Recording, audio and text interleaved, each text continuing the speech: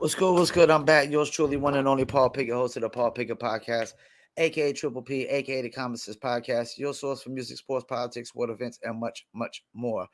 Today, I'm going to react to a video of Patrick Bet David.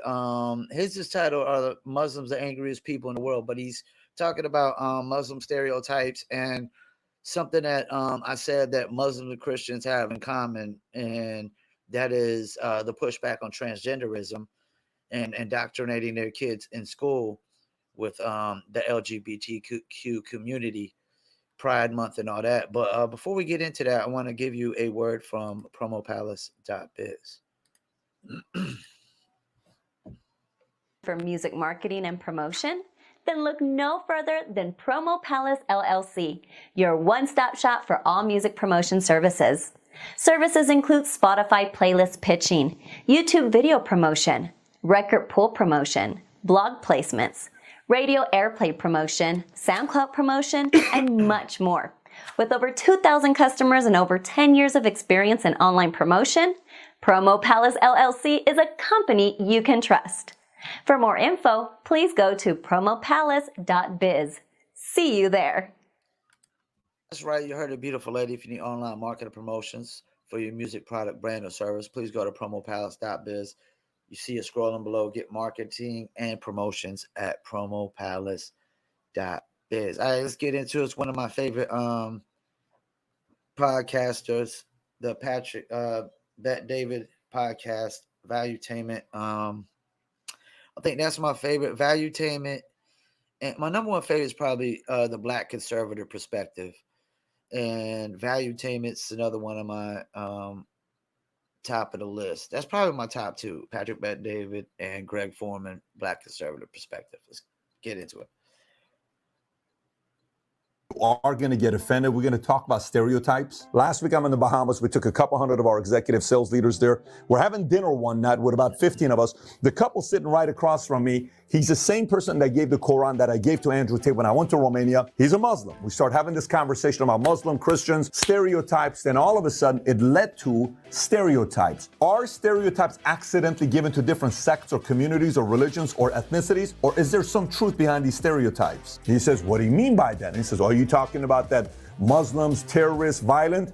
I said, that could be one of them, but why don't we play a game here and see what everyone's going to say? I look at everybody and I say, give me the most famous, uncomfortable stereotypes, even some of them that are popular, one by one by one. One guy says, white man can't jump. Another guy says, Armenians are insurance fraud. Another person says, Germans drink a lot of beer. French are snobs. Jamaicans love to smoke pot. Swedish people are hot. Older people suck at technology. Jewish people are cheap. Asians are great at math and science. Black people have the most fatherless homes. Asians don't drive well. Indians own 7-Elevens and gas stations. Blacks can't be racist. Republicans love guns. Poor people are lazy. Rich people are greedy. So anyways, look, if you're Muslim, some of the stuff you're going to say, that's cool. That's cool. And that's not. Yeah. That last one they played, rich people are greedy. Not all rich people are greedy. They're ambitious. Cool. Why'd you say that? Some of the stuff your Christian community, oh, that's cool. Wow, that's not fair. Why'd you say that? We have data.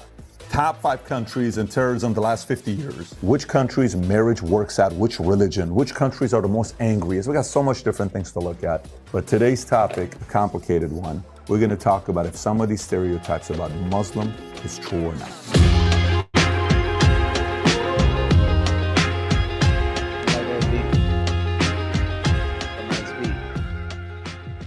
So if you get value out of this video, give it a thumbs up, subscribe to the channel. Let me get right into it. So look, let's talk about stereotypes. I can't stand stereotypes because I'm Middle Eastern, I'm in the insurance industry, my parents got a divorce. I got so many different stereotypes. So I'm filled with a bunch of different stereotypes. I've been called every one of the things. Oh, you're from Iran, you must be a terror, you must be this, all of them, right? But I'm in the insurance industry. I'm about to start a company. I'm on year 2. We're about to go out of business. I'm down to my last $13,000. I got nothing else left to my name. Zero left to my name. We're going to this event with AIG. We're in Napa Valley. My son is born. He's 6 months old. We're about to go to this, excursion on how to cook and bake. I'm like, babe, you go with my dad. I'm going to stay at the hotel. I'm going to spend some time with this kid. I haven't spent a lot of time with them.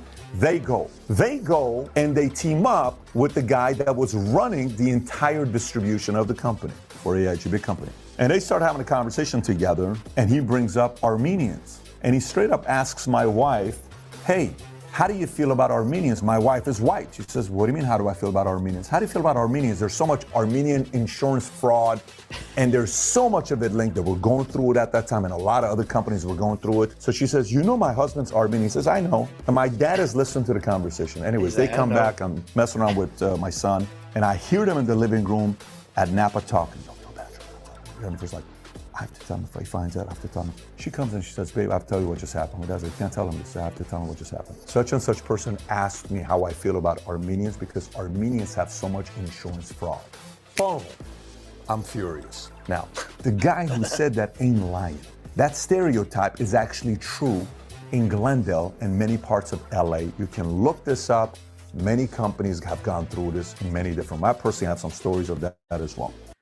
And I wouldn't say that would be a common knowledge of a stereotype because he says it's in like Glendale, California. Like out here in Fayetteville, North Carolina, we wouldn't typically know that. But I don't like the fact that you judge me as that. But it's true, partially, with some people in that industry.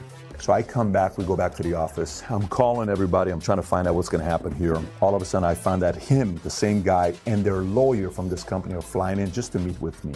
My guy calls me, my rep, he says, Pat, don't say anything. They may be terminating you today.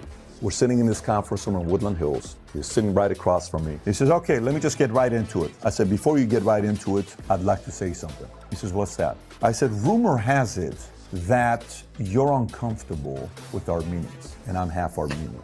And because recently you guys had to lose and write off millions of dollars of insurance fraud, and you're thinking I'm gonna do the same. That makes me feel very uncomfortable. I'm sorry you're going through it, but here's what I'd like you to do. I'd like you to give me a shot for 1 year to judge me based on how I run a company, not based on me being half Armenian, half Assyrian from Iran. There's a 20-second pause. My wife is sitting there, Maral is sitting there, Amor is sitting there, all my guys are sitting there, and they're sitting in the corner with the lawyer and him. Takes a deep breath. He says, okay, I get your point. You have 1 year. They get up, they leave. Fast forward 6 years later, the same man who had a stereotype of what was going on with insurance judged me based on that. At his retirement on a yacht, had 5 people speak at his retirement. The last person that spoke was his best friend. The second to the last person that spoke was me. We became best friends. And I respect this man so much.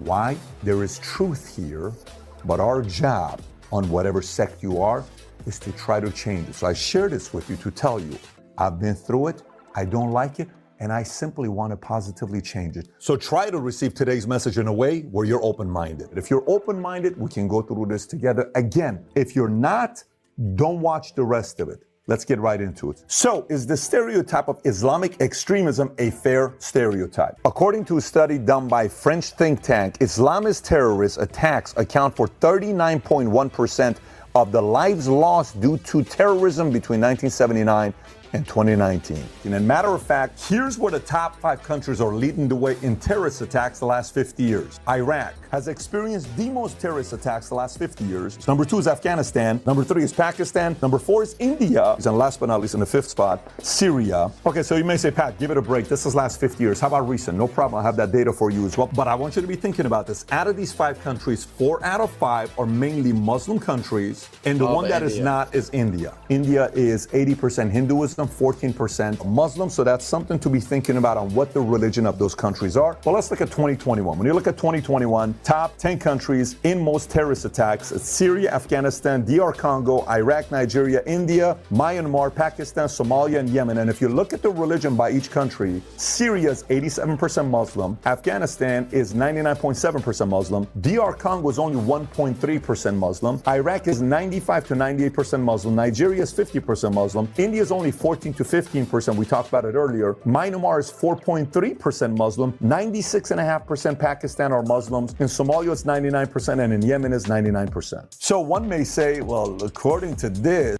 7 of them were literally 50% or more Muslims. I mean, that stereotype is true, ain't it? Okay, fair. Now you may watch this and you may say, Pat, give it a break. I mean, you don't understand what the West has done to the Middle East. You kidding me? With everything with Israel, and Israel's getting all this funding, and they're backed up. And of course, we're agitated, we're angry with this. Okay, somebody may say, well, fine, if that's the case, but your attacks are within each other. You know how they say black on black crime?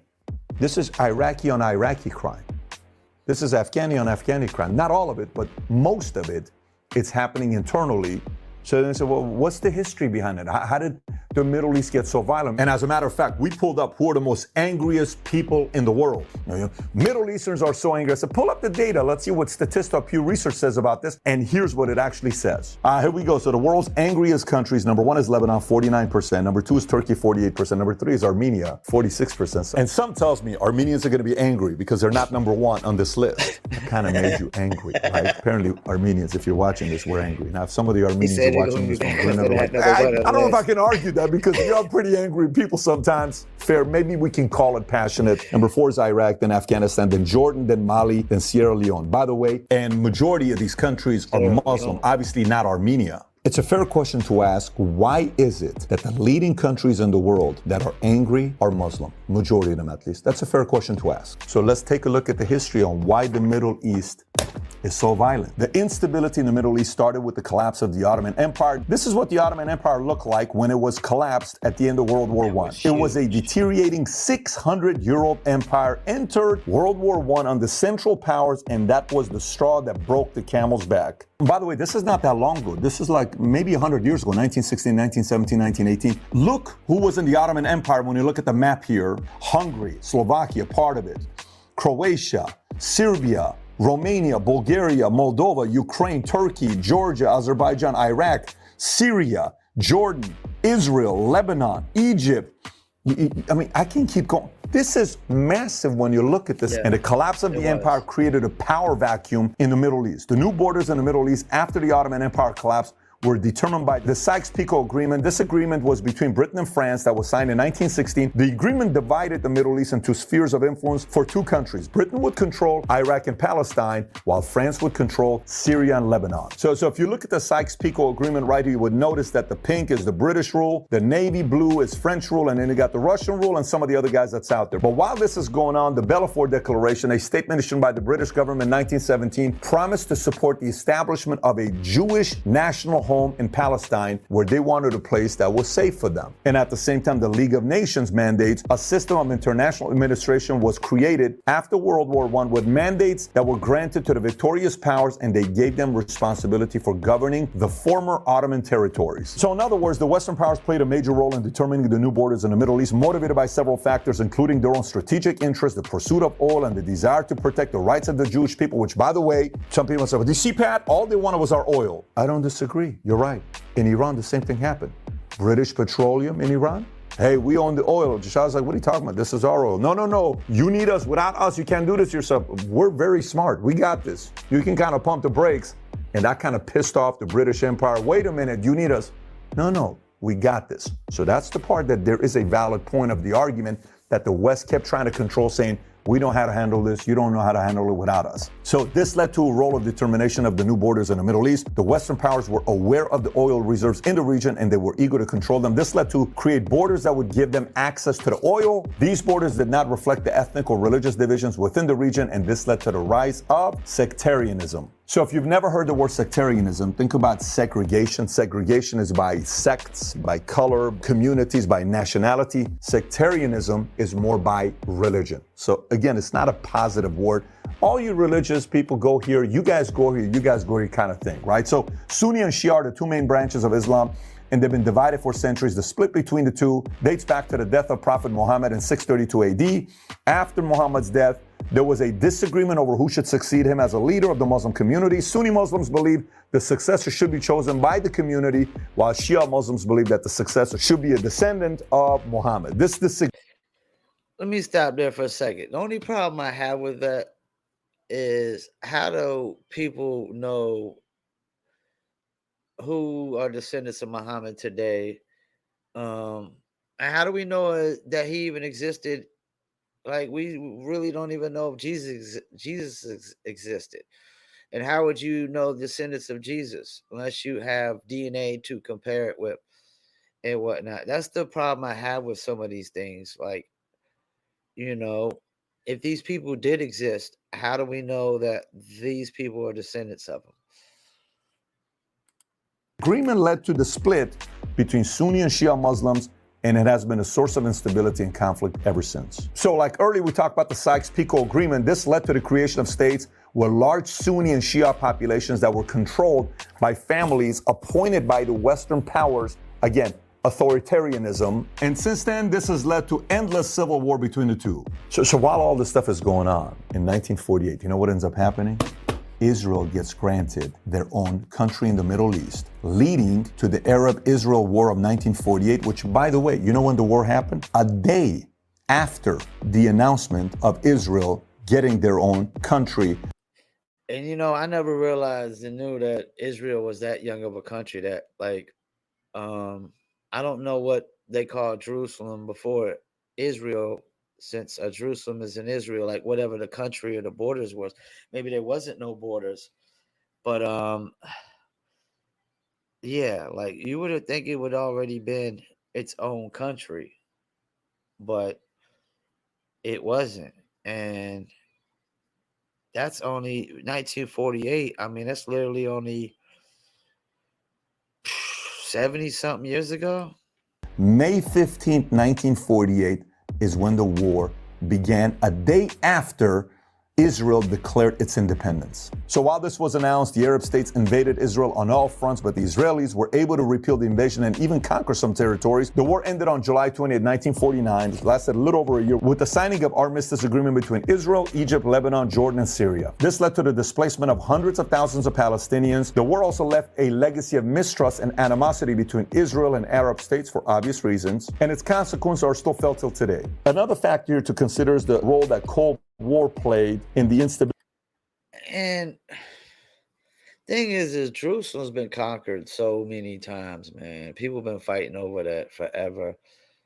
And this idea that Jerusalem or Israel is separate from the Middle East or Africa is so bogus. It's like, it's so bogus. You know, it really is. We do know common sense and common knowledge would tell us that that region, original people in that region were either African or Arabs and not white Europeans.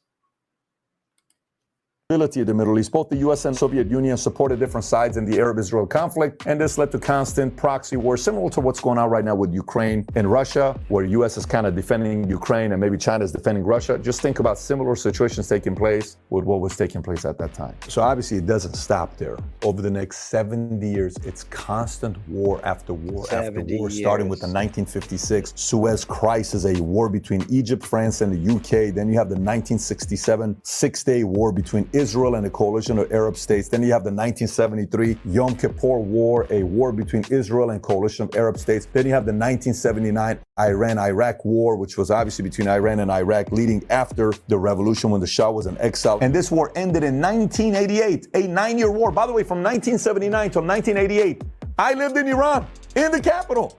We got bombed. It's a lot of ugly stuff. This really happened. That's a lot of agitation and anger that this causes in the people, and it was constant. Then in 1982, Lebanon war between Israel and a coalition of Lebanese and Palestinian forces. This war ended in 85. Then you have the 1991 Gulf War between a coalition of forces led by United States and Iraq. Then you have 2003 Iraq War, which lasted till 2011 with the withdrawal of U.S. forces from Iraq. Then you have the 2006 Lebanon War between Israeli and Hezbollah. The war ended in the same year, but no peace agreement was ever reached. Then you have the 2011 Syrian Civil War. Then you have the 2014 to present Yemeni Civil War, which eventually escalated into a proxy war between Saudi Arabia and Iran. The war has caused a humanitarian crisis in Yemen, and again, it has destabilized the region.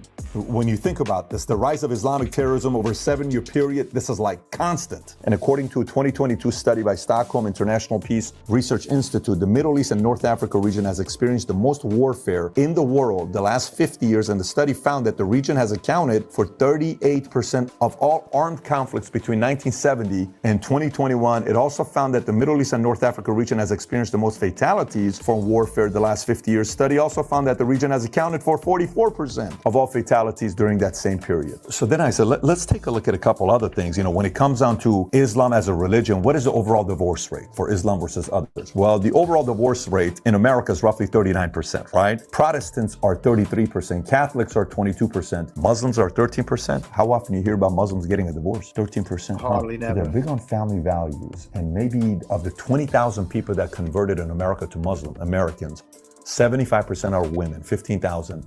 Is that what they value? They want family values. They don't want the Muslim divorce and all this stuff happening. Maybe that's what it is. So then I'm like, okay, so marriages work out. How many kids do Muslims have? Then you look up the data here, again, on Pew Research, and no matter what part of the world it is, Muslims lead the way with 2.9 babies per woman, and Christians are second at 2.6. But if you go to every single region, Sub-Saharan Africa, number one Muslims at around 5.2. Middle East, North Africa, Muslims leading the way. North America, Muslims leading the way. Asia Pacific, Muslims leading the way. Europe, Muslims leading the way. So then I'm sitting down, we're having a conversation together during dinner. I said, so Muslims have to be conservative and Republican, right? Because it's about family values, it's about marriage, it's about kids, it's a strong faith, conservative. They're the most intolerant towards LGBTQ community. So what percentage of Muslims vote Republican versus Democrat? 70% of Muslims vote Democrat? We're having a conversation. Pat, it could be because of Israel. Okay, I can see the facts. So are you telling me Muslims in their mind on the way they vote, they're saying, well, the fact that Republicans defend Israel. Yeah, Republicans are always going to defend Israel because there are a lot of Christians and whatnot. And they're definitely, like ignorant to the situation of Israel. Like, it's been conquered so many times over and over again. Like, the people now, the last set of people that have been there are basically the ancestors of the last conquerors. We know the French have conquered it. We know Arabs have took it back a couple times. It's always, people have been fighting over it forever. And let them finish this last little bit up. We can't go that route because we're Muslim, but we're also not about this LGBTQ movement that's taking place, and we're about family values. So which way do we weigh it? Do we weigh it out more of us being Republican or Democrat? And watch what happened recently. In 2018, Muslims, only 17% of them voted Republican. Last year, 2022 midterms. You know what percentage? 28%. It increased by 11%. So that's maybe big. The last 4 years, Muslims are sitting there saying, I don't know, Democrats. I mean, I understand the fact that Israel is more something that's on the other side, but now it's both of you guys. I am no longer feeling what Democrats stand for. So maybe Muslims are going through the transition of wanting to say, we relate more to conservative Republicans, more maybe independents, way more than we do Democrats today.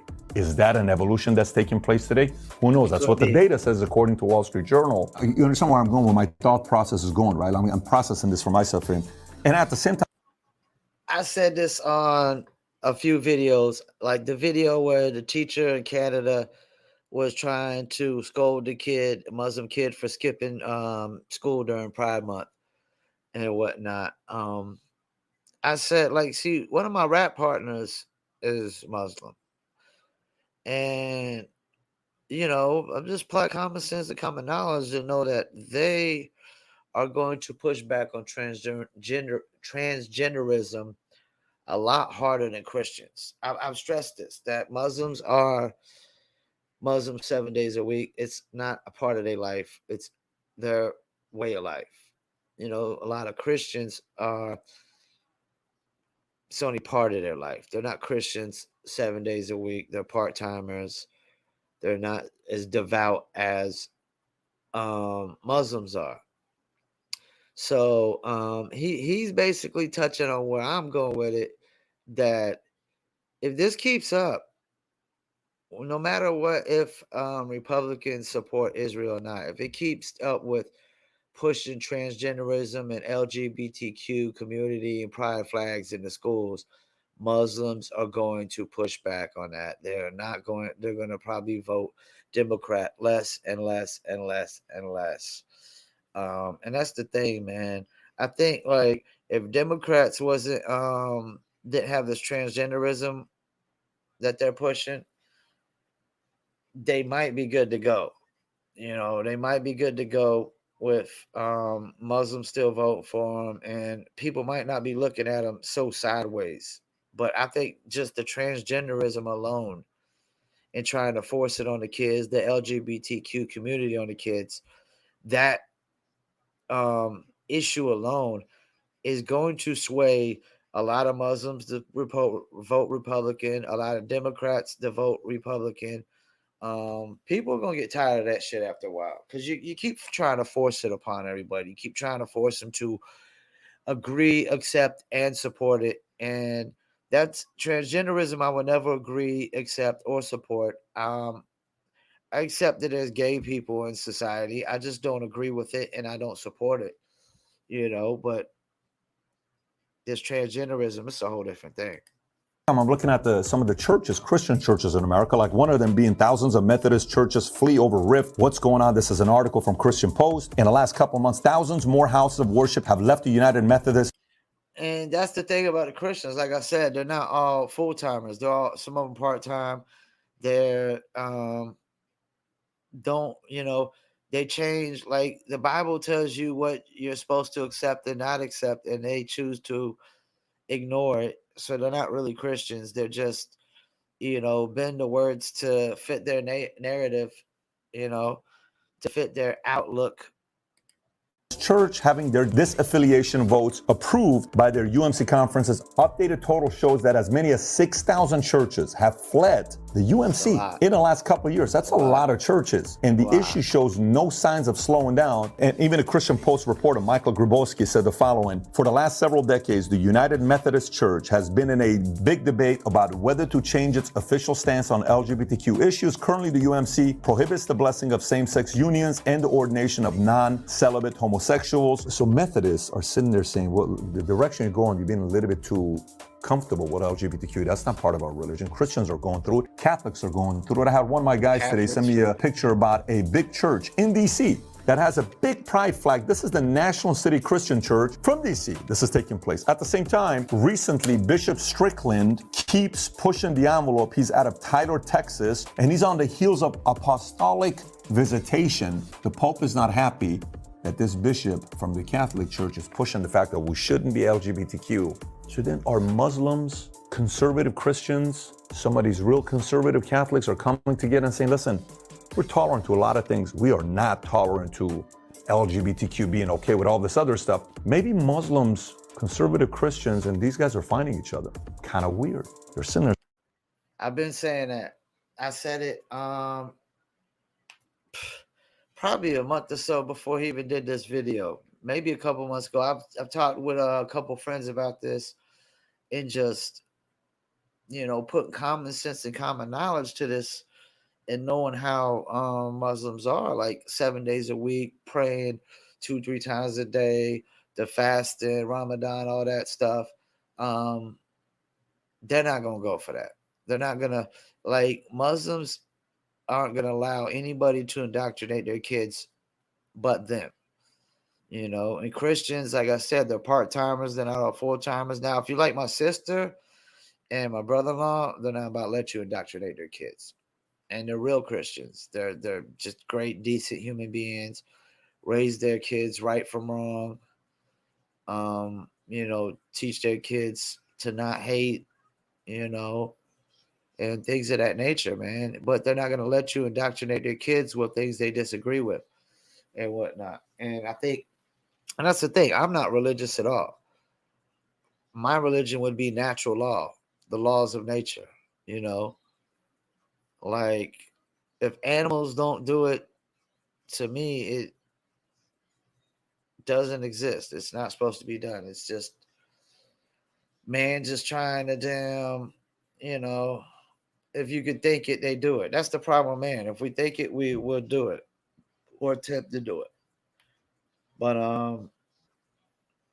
yeah, this video, it was a couple of things they tackled in there, stereotypes and the terrorism. But let me get into that part of the war part. A lot of civil war going on since the Ottoman Empire broke up. You got the British and the French sticking their nose into it. It makes me think of the Black Hawk Down movie when they captured the general at the beginning, and he says, "This is civil war. You know, you ain't got no. Why are you here? You know, you shouldn't be sticking your nose in civil war." That's why it's called civil war. Like once people stick their nose in a civil war and go in the middle of a civil war, it's not a civil war no more. It's just war. Like, who came to the rescue of America when the North fought the South in the Civil War? It was the North versus the South. There was no other countries. There might have been countries that were giving us arms and weapons and things of that nature on both sides of the fence. The British might have been arming the North and the South. They probably were more likely because they still wanted the cotton in the South, you know. But once actual soldiers step in, it's not a civil war, and civil wars probably should be handled internally. You know, they probably should be handled internally. Civil wars are always going to happen within countries, especially with countries that have dictators and rulers that are keeping the people on their thumb. So yeah, man. I mean, what do we expect? What do we expect? Like that, so the Middle East is probably going to have civil wars for a long time.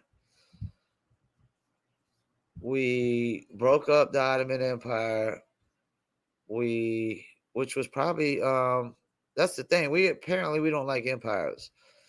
You know, Soviet Union, Ottoman Empire. We got to break all these countries up, and like you got people fighting over borders, and you got two sets of Muslims. One thinks the leaders should be voted on, and the others think they should be descendants of Muhammad. Which I don't know how you're going to find that part out. You know, how are you going to tell if they're descendants of Muhammad or not? And I don't know if I believe in Muhammad or Jesus even exists, or like, what's the proof? And Muhammad seems more realistic than Jesus because, you know, Jesus is just too much magical stuff going on that doesn't really coincide with reality. Yeah, this is an interesting video. Very, very interesting video. I don't know if I want to say those stereotypes are true. I don't think most Muslims are terrorists. I think it's a small portion, but I think it's a portion that's just definitely fed up with all the civil war, with the fact that the Ottoman Empire even broke up, and the Western civilizations are sticking their nose in there because they're after all the oil and the resources, you know. But that's the thing, like, countries always conquer for resources. They don't do this shit just for sport, just for fun. Once again, I'll thank y'all for tuning in. Paul Pickett Podcast, and I'm out.